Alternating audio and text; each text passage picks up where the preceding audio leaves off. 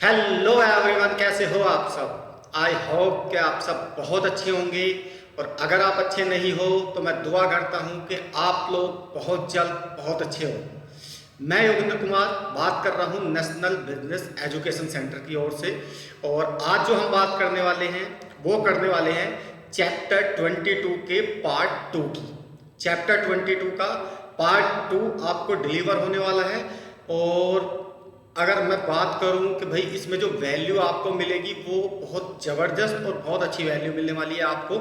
तो इस वीडियो को एंड तक देखना और समझने की कोशिश करना कि जब आप मिनिमम वायबल बिजनेस प्रोडक्ट को मार्केट में लॉन्च कर देते हो और जब टाइम आता है आपके प्रोडक्ट का, आपकी सर्विस का, आपके सॉल्यूशंस का, कस्टमर फीडबैक्स का, है ना, और उसमें इंप्रूवमेंट्स का, तो वो जो जर्नी होती है ना वो बहुत शानदार जर्नी होती है, बहुत अमेजिंग जर्नी होती है वो। उसमें अगर मैं बात करूं तो वो जर्नी ही आपकी सफलता की कुंजी होती है। अगर आपने कस्टमर्स को पढ़ा, उसकी डिज़ायर को, उसकी नीड को आइडेंटिफाई किया और एज पर कस्टमर रिक्वायरमेंट अपने प्रोडक्ट को इम्प्रूव कर लिया, तो डेफिनेटली आपके बिजनेस को कोई फ्लॉप करने वाला नहीं है। और आपके स्टार्टअप को सफल होने से भी कोई ताकत नहीं रोक सकती अगर आपने एज पर कस्टमर रिक्वायरमेंट्स MVP पे लॉन्च करने के बाद इम्प्रूवमेंट्स कस्टमर के अकॉर्डिंग किया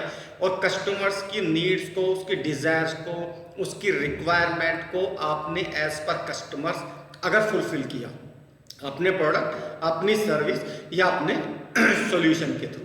ठीक है, तो चलिए इसमें अब हम चलते हैं मेन पॉइंट्स पे। मेन पॉइंट्स क्या था, ये जैसे ही आपने अपना minimum viable business product market में लॉन्च किया तो उसके बाद जो स्टेप्स आते थे वो आते थे ड्यू टू MVP फीडबैक। यानी कि जब MVP आपका लॉन्च हो रहा हो, आपने लॉन्च कर दिया हो, तो उस दौरान जो फीडबैक्स आती थी वो 4 पॉइंट्स, क्रिटिकल पॉइंट्स मैंने पार्ट 1 में आपको समझाए।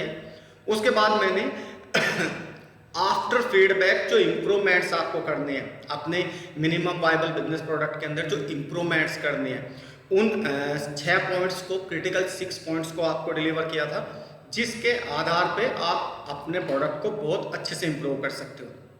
अब हम नेक्स्ट चलते हैं।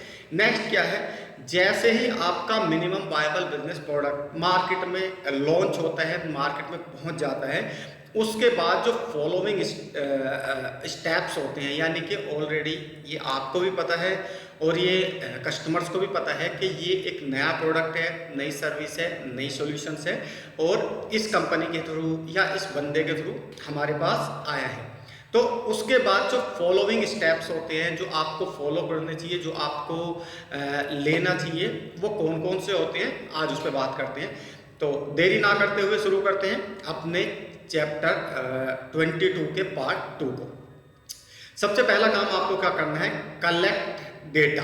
कलेक्ट डेटा यानी कि आपको वो डेटा कलेक्ट करना है जो भी आपका प्रोडक्ट कंज्यूम कर रहे हैं, यूज़ कर रहे हैं, जो यूज़र्स हैं, जो एक्चुअल में आपके प्रोडक्ट के यूज़र्स हैं, उनका डेटा कलेक्ट करना है आपको। ये फर्स्ट ऑफ ऑल होगा, क्योंकि जिन बंदों ने आपका प्रोडक्ट यूज़ कर लिया, जो आपके प्रोडक्ट का मेन यूज़र्स है, जिसने खुद आपके प्रोडक्ट को, आपकी सर्विस को, आपके सॉल्यूशन को पर्सनली यूज़ किया हो, उन लोगों का डेटा आपको कलेक्ट करना है। दूसरा है रिच योर टारगेट ऑडियंस, यानी कि आपको अपने जो टारगेट ऑडियंस है, जो आपके यूज़र्स है, जो आपके यूज़र्स बन सकते हैं या बनने वाले हैं, उनको भी टारगेट करना शुरू कर दो कि मैं उन तक कैसे पहुंचूं।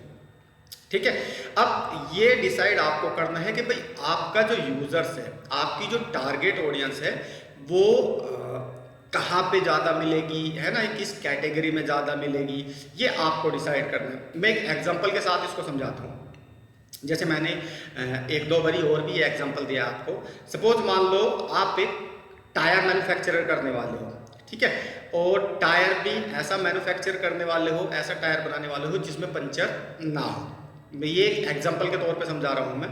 ठीक है, तो आपकी जो टारगेट ऑडियंस होगी, वो टारगेट ऑडियंस कौन लोग होंगे, वो लोग होंगे जो ऑलरेडी बाइक चलाते हो, जो टायर यूज़ करते हो। अब टायर कहाँ कहाँ यूज़ होता है, बाइक्स में टायर्स यूज़ होता है, कारों में टायर यूज़ होता है, साइकिल में टायर यूज़ होता है ना, फोर व्हीलर्स में टायर यूज़ होते हैं। और कौन आपके टारगेट ऑडियंस कौन कौन से होंगे?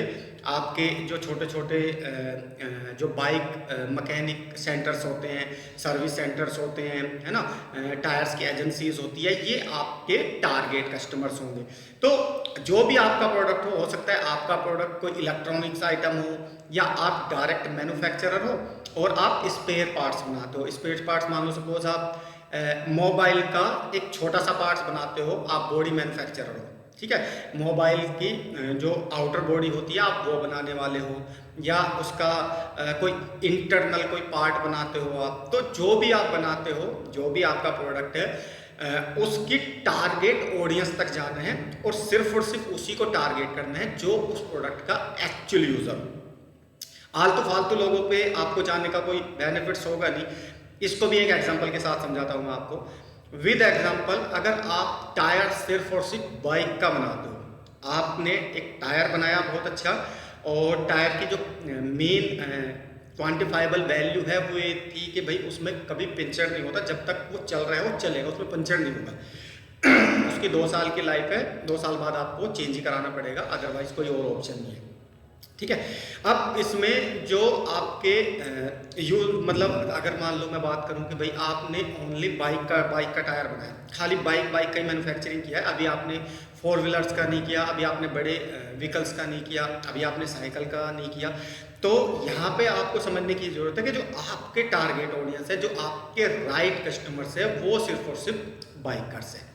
जहाँ पे बाइक रिपेयर होती है वो सर्विस सेंटर्स आपके लिए अवेलेबल है। जहाँ पे टायर्स की एजेंसीज हो, जहाँ पे बहुत सारे टायर्स रखे हुए होते हैं, अपोलो, MRF और बहुत सारे रखे होते हैं, वो आपकी टारगेट ऑडियंस है।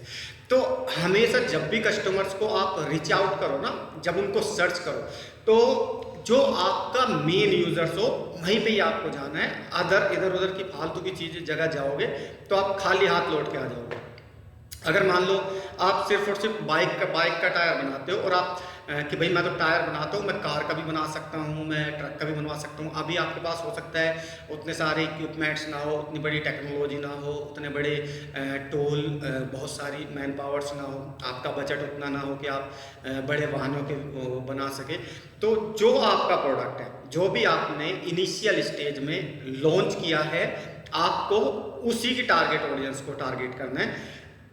ज़्यादा उसके चक्कर में नहीं पड़ना। वो जब पड़ना है जब आपके पास थोड़ा ठीक ठाक पैसा हो, तो आप सेकंड प्रोडक्ट बना सकते हो कि चलो भाई मैंने मेरा बाइक का टायर फेमस हो गया, वो बहुत अच्छा चल रहा है, और वहाँ से एक कंटिन्यू एक इनकम मेरे पास आ रही है, तो चलो अब मैं जो फोर व्हीलर्स होते हैं उनके टायर्स में घुस जाता हूँ, फिर उसके बाद बड़े व्हीकल्स में घुस जाता हूँ, फिर उसके बाद आप जितना भी चाहो, जैसा भी चाहो उस हिसाब से मार्केट को टारगेट कर सकते हो, और उन बड़े बड़े लोगों को भी, उन बड़ी बड़ी कंपनीज को भी टारगेट कर सकते हो जो एक्चुअल में बड़े व्हीकल्स मैन्युफैक्चरिंग करती है, ठीक है। तो आपको यहाँ पे क्या करना है, रिच योर टारगेट ऑडियंस, जो आपके राइट ऑडियंस हो, जो आपकी टारगेट ऑडियंस हो, जो जेन्युइन यूजर्स हो आपके प्रोडक्ट का, उसी को टारगेट करें, फालतू लोगों को गलती से भी टारगेट ना करें। अब चलते हैं तीसरे पॉइंट पे। तीसरा पॉइंट होता है की परफॉर्मेंस इंडिकेटर। अब की परफॉर्मेंस इंडिकेटर क्या होते हैं? देखो, हर चीज को मेजर करने के लिए कुछ इंस्ट्रूमेंट्स होते हैं। जैसे मान लो अगर मैं बात करूं, अगर आपको 1 मीटर नापना है ना, तो आपने देखा होगा मेजरिंग टेप्स होती है जो आपको एग्जैक्ट बता देगी ये 1 मीटर है। अगर आपको वजन करना है, सपोज मान लो आपको 400 ग्राम तोलना है, तो वेट स्केल मशीन होती है, वेट मशीन होती है जिसपे आप डालोगे, तो अगर कम होगा, जब तक वो 400 ग्राम पूरा नहीं होगा, वो दिखा देगी डिस्प्ले पे, डिजिटल होती है। तो इसी तरीके से हर चीज को मेजर करने के लिए कुछ इंस्ट्रूमेंट्स होते हैं, है ना। अब वो इंस्ट्रूमेंट्स जो होते हैं वो उन चीजों को मेजर करते हैं जिसको भी आप मेजर करना चाहते हो, ठीक है। इसी तरीके से जो आपके बिजनेस की ग्रोथ होती है, आपके जो बिजनेस की ग्रोथ को मेजर करने के लिए KPIs होते हैं, तो ये KPIs अलग अलग डिपार्टमेंट्स के लिए अलग अलग होते हैं, अलग अलग वर्क के लिए अलग अलग होते हैं। विद एग्जांपल, अगर आप अपनी पर्सनल ग्रोथ को मेजर करना चाहते हो तो उसके लिए अलग KPIs होंगे। अगर आप अपनी कंपनी की ग्रोथ को मेजर करना चाहते हैं तो उसके लिए अलग KPI होंगे। तो ये क्या करता है, ये ग्रोथ मेजरिंग टूल्स है जो कि बहुत क्रिटिकल है। इसके बारे में मैं एक कंप्लीटली आपको वीडियो बना के दूंगा जिसमें आप एक्चुअल में समझ पाओगे तो केपीआईज होती क्या है और इससे हम अपनी ग्रोथ को कैसे मेजर कर सकते हैं, या अपनी कंपनी की ग्रोथ को कैसे मेजर कर सकते हैं, या हम अपनी कंप्लीट टीम की ग्रोथ को कैसे मेजर कर सकते हैं। ठीक है, तो एमवीपी लॉन्च करने के बाद केपीआई इंडिकेटर्स का भी बहुत ज़्यादा ध्यान रखना है। आप सेल्स की केपीआई चेक करना चाहते हो, आप प्रोडक्शन की केपीआई चेक करना चाहते हो, या आप अपनी पर्सनल कंपनी की ग्रोथ चेक करना चाहते हो, या अपनी पर्सनल यानी कि आप जो एफर्ट डाल रहे हो उस केपीआई पे आप चेक करना चाहते हो, तो ये पर्सनल ग्रोथ के लिए होता है। अब हम आगे चलते हैं। अब हम बात कर लेते हैं किसी भी बिजनेस को अगर मान लो आपको केपीआईज में लेके जाना है तो आपको बहुत सारे पॉइंट्सों का ध्यान रखना होता है। जैसे मान लो आप जब भी कोई बिजनेस शुरू करते हो तो आपको कोई ना कोई ऐसा प्लेटफॉर्म जरूर क्रिएट करना चाहिए जिस पे आप कस्टमर्स की फीडबैक का डेटा इकट्ठा कर सको। लाइक्स हो सकता है भाई वो आपका फेसबुक पेज हो, लैंडिंग पेज जो एक फेसबुक का बिजनेस पेज होता है, या वो आप हो सकता है कि व्हाट्सएप पे करो, या हो सकता है ईमेल एक बहुत अच्छा सोर्सेज है, या फिर हो सकता है आपका अपना यूट्यूब चैनल हो जहाँ पे आपके कमेंट्स आते हैं, आपके जो बंदे हैं जो आपका कंटेंट देखते हैं, आपकी वीडियोस देखते हैं, वहाँ पे वो कमेंट्स करें, है ना। या फिर आपका कोई पर्सनल एप्लीकेशन बना हुआ है या कोई वेबसाइट बनी हुई है जहाँ पे वो लोग आके फीडबैक देते हैं। तो आपको अपनी केपीआई मेजर करने के लिए कोई ना कोई या तो फीडबैक फॉर्म, अगर आप ये चीज़ें नहीं बना सकते और आपके पास इतना बजट नहीं है कि भाई कोई एप्लीकेशन बनवा सको या कोई वेबसाइट बनवा सको या कुछ वो कर सको, तो आप एटलीस्ट कोई एक हार्ड पेपर पे सॉफ्ट में कंप्यूटर में एक केपीआई बना सकते हो जिसमें आप कॉफी में भी वो सारी चीज़ें नोट डाउन कर सकते हो और उसको आप फाइलिंग कर सकते हो। फाइलिंग मतलब फाइल में लगा सकते हो। अगर मान लो सपोज आपको 3 मंथ्स का देखना हो, 6 मंथ का देखना हो, 1 साल का देखना हो, तो वो आप उस फाइल से देख सकते हो कि सपोज मान लो मेरा जनवरी में क्या केपीआई था, फरवरी में क्या है, मार्च में क्या है, अप्रैल में क्या है, वो आप इस तरीके से देख सकते हो और उन सीट्स को फाइल में लगाते चले जाओ। तो हर चीज़ के लिए बता रहा हूँ मैं, हर एक बिजनेस के लिए कोई ना कोई ऐसा वो जरूर बनाना है आपको अपने लिए जो आपके बिजनेस की ग्रोथ को मेजर कर सके। ऑफलाइन भी बना सकते हो, ऑनलाइन भी बना सकते हो, वो आपके हाथ में है कि आप किस प्लेटफॉर्म के थ्रू या आप सिर्फ और सिर्फ फाइल के थ्रू अपनी ग्रोथ मेजर कर सको। अब इसमें जो इम्पोर्टेंट पॉइंट्स होते हैं वो क्या क्या होते हैं, थोड़ा सा उन पर बात कर लेते हैं। पहला पॉइंट होता है preferred user rating and store replacement. मतलब आपका जो प्रोडक्ट है या जो आपकी सर्विस है या जो आपका सॉल्यूशंस है उसको कितने लोग अच्छी रेटिंग दे रहे हैं, कितने लोग उसको पसंद कर रहे हैं, ये चीज़ें आपको ज़रूर नोटिस करनी चाहिए कि भाई कितने % का रेशियो है जो पॉजिटिव वे में जा रहा है और कितने % का रेशियो है जो एवरेज जा रहा है और कितने % का है जो निगेटिव जा रहा है। ठीक है, तो जो एवरेज है और जो निगेटिव है उस पर आपको काम करने की ज़रूरत है, जो पॉजिटिव है वो पॉजिटिव है, उसको छेड़ने की ज़रूरत नहीं है। उसके बाद अगर मान लो आपको कोई एप्लीकेशंस है और उसमें आपको मेज़र करना है कि भाई, तो उसमें आप क्या कर सकते हो, डाउनलोड, कितने डाउनलोड्स हो रहे हैं एक दिन में या एक महीने में, है ना, और क्या जो भी मतलब कितने बंदे उस पर डेली यूज़र्स, एक्टिव यूज़र्स आ रहे हैं, यूज़ कर रहे हैं, कमेंट्स कर रहे हैं, आपने जो कंटेंट दिया, आपने जो सर्विसेज दी, वो कितने लोग यूज़ कर रहे हैं। देखो मैं तुम्हें एक चीज़ बताता हूँ आजकल जो है ना एप्लीकेशन का भी अलग अलग यूज़ हो चुका है। एक एप्लीकेशन ऐसी है जो आपको सर्विस प्रोवाइड करती है ना, और एक एप्लीकेशन ऐसी है जो आपको एजुकेशन प्रोवाइड करती है। अब दोनों आपको सर्विसेज ही दे रही है, बट एक एजुकेशन के सेक्टर में दे रही है और एक लाइक जैसे ओला उबर हो गया, जोमेटो स्विगी हो गया, वो या तुम्हारा और बहुत सारी कंपनीज है जो सिर्फ एक प्लेटफॉर्म बना दिया और उस पर काम अलग अलग हो रहे हैं। जैसे अमेजोन का एप्लीकेशन शॉपिंग के काम आता है, ओला उबर का एप्लीकेशन आपको मतलब आपको कहीं जाना हो, ट्रैवलिंग करनी हो, वहाँ पे काम आता है। एजुकेशन एप्लीकेशन एजुकेशन के काम आता है। तो आप अपने बिजनेस के हिसाब से देखिए कि भाई आपने जो एप्लीकेशन बनाया है वो कितना डाउनलोड्स हुआ है, कितना उस पर रेटिंग्स है, क्या फीडबैक आ रहा है उसका, है ना, वो सारी चीज़ें आपको नोट डाउन करनी है। तीसरा जो क्रिटिकल पॉइंट है, user engagement and user rating, मतलब जो आपका यूजर्स है, जो आपका मेन यूजर्स है, जो आपके प्रोडक्ट को यूज कर रहा है, आपकी सर्विसेज को यूज कर रहा है, वो कितना एंगेज है आपसे, कितना जुड़ाव महसूस कर रहा है और क्या रेटिंग आपको देना चाहता है, ये भी आपको नोटिस करना है। ये KPIs होते हैं। उसके बाद कोका यानी कि कॉस्ट ऑफ कस्टमर एक्वाइजेशन, कि भाई आप एक कस्टमर्स को एक्वायर करने के लिए कितना पैसा दे रहे हो। ठीक है, मैंने कोका के ऊपर ऑलरेडी कंप्लीटली 2 चैप्टर दिए हैं आपको। एक चैप्टर के अंदर ही 2 पार्ट्स दिए हैं जो आपको कॉस्ट ऑफ कस्टमर एक्वाइजेशन को बहुत डिटेल में समझाते हैं। अगर आपने नहीं समझा तो आप हमारे पीछे की वीडियो में जाके देख सकते हो, इस प्ले लिस्ट में आपको मिल जाएगा। ठीक है। उसके बाद 5वां पॉइंट क्रिटिकल आता है, परसेंटेज ऑफ एक्टिव यूजर्स, यानी कि आपके प्रोडक्ट के, आपकी सर्विस के, आपके सॉल्यूशंस के, आपके एप्लीकेशंस के जो एक्टिव यूजर्स हैं वो कितने हैं। मान लो भाई, सपोज मान लो आपने मार्केटिंग की काफ़ी बंदों पे, और 100 बंदों पे मार्केटिंग की और 4 बंदे ही आपके एक्टिव यूजर्स बने, यानी कि उन्होंने प्रोडक्ट परचेज किया, आपकी सर्विस परचेज की या आपका सॉल्यूशन परचेज किया और वो उसको यूज़ कर रहे हैं, डेली यूज़ कर रहे हैं। ठीक है, डेली कंज्यूम कर रहे हैं। तो ये आपको देखना है बहुत ध्यान से, ये भी KPIs का एक पार्ट्स होता है। उसके बाद चलते हैं छठे पॉइंट्स पे। छठा पॉइंट होता है परसेंटेज ऑफ पेइंग यूजर्स, यानी कि उसमें भी आपको, जैसे मैंने अभी आपको बताया, सपोज 100 बंदों को आपने टारगेट किया और 4 बंदों ने आपका प्रोडक्ट यूज़ किया, तो पेइंग यूजर से आपको ग्रॉस प्रॉफिट पता लगेगा कि भाई मेरा प्रॉफिट कितना हो रहा है। वो पेइंग कस्टमर से ही पता लगेगा। ये सिर्फ प्रॉफिट से रिलेटेड है कि एक्चुअली आपने 1000 लोगों को टारगेट किया, 1000 में से आपके पास 40 या 50 बंदे पेइंग आए जिन्होंने पेमेंट दिया और आपका प्रोडक्ट यूज़ किया। ठीक है, तो वो आपकी बिजनेस ग्रोथ को मेजर करने के लिए होता है। तो यहाँ पे ये भी देखना है कि कितने लोगों में से कितने लोग वो आ रहे हैं जो पैसा पे करके जा रहे हैं एक्चुअली में।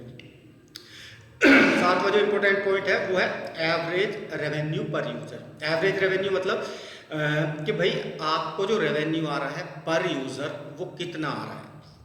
ठीक है, आजकल हर किसी का जो होता है ना, जैसे मान लो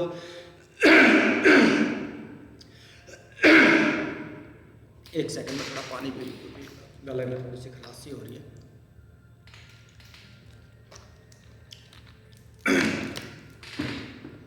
जैसे मैं एक चीज़ बता देता हूँ आपको,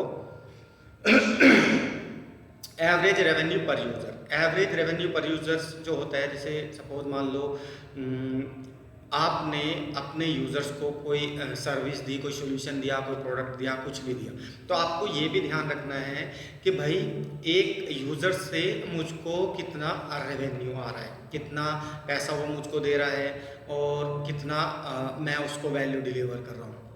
ठीक है, और सबसे क्रिटिकल पॉइंट्स होता है 8वां, लाइफ टाइम वैल्यू।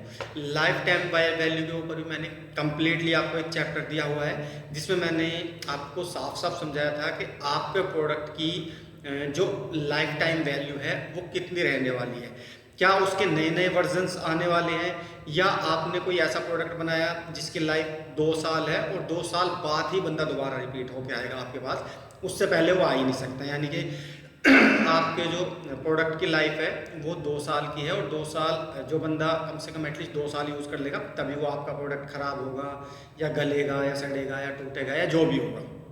उससे पहले कस्टमर्स आपके पास दोबारा आएगा ही नहीं। जैसे मान लो एक टायर बनाने वाली कंपनी की अगर मैं बात करूं, तो अगर आप नया टायर डलवाते हो तो एटलीस्ट 2 साल वो चलता ही चलता है, तीसरे साल उसमें पिंचर्स हो जाते हैं, दिक्कतें आ जाती हैं, वो ख़राब होने लगता है, तो आपको चेंज कराना होता है।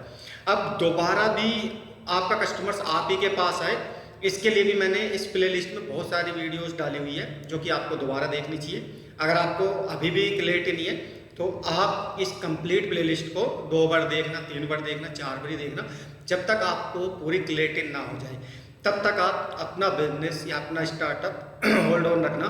क्योंकि एटलीस्ट अगर आपने बिना समझे, बिना सीखे, बिना जाने बिजनेस में पैसा लगा दिया और आप अपना बिजनेस नहीं चला पाए तो लॉस आपका होगा उसमें और किसी का नहीं होगा। तो इसलिए कोई भी काम शुरू करने से पहले थोड़ा सा रुक जाओ, थोड़ा थम जाओ, थोड़ा और इंक्वायरीज कर लो और रिसर्चेस कर लो और जो करना है वो पहले कर लो, क्योंकि बाद में कुछ नहीं हो सकता, क्योंकि ऑलरेडी आप पैसा लगा चुके होते हो, आपने जो भी चीज़ें करनी होती है वो कर चुके होते हो।